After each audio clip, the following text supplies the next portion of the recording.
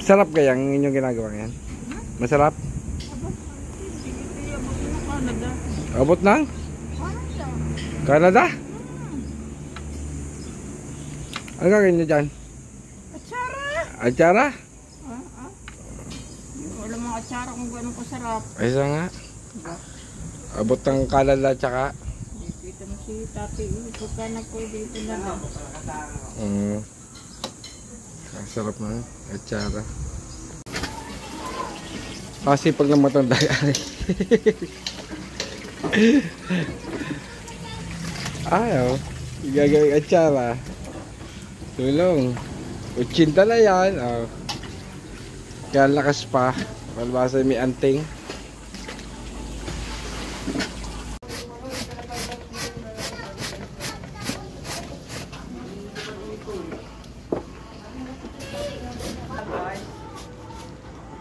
Ano kayo nagtata na inyo? Paano ang inyo dito? Hanap pa ng kahit yung pakulit ang alon pa.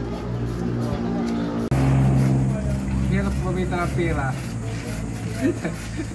Sabi, yan ha, ngayon, nag-iarag ng papaya. Nagawa na atsara. Sabi, pag namula ko uwi, pauwi-uwi pa ng Pilipinas. Hindi yan. Kaya ito namin, nagawang atsara, mga kapatid. Ang nga na ano na ba yung 50 kilos? Yung 50 kilos sa papaya. Ay, naku po! Ay, naman na. Ay! Kaya niya tayo na rin ang palaan. Kakaunti yung paan. Walang Diyos. Tapos ang kamay, puro sugat pa. Puro karkar. Babalot na.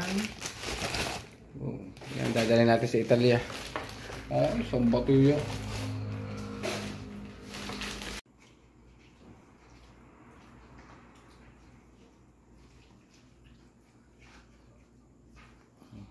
Atsara ng nanay early. Kasi pag nakinginaya, yan ang aking ina. 80 na. Panay pa rin ang hanap buhay. Hanay pa rin ang hanap buhay. Palbasa hindi namin mapadalhang mga nasa abroad. Kaya yun, nagkatyaga sa atsara.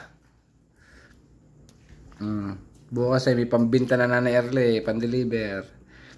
Doon sa mga gustong umorder, ay kontakin lang ho, erlenda@atsara.com.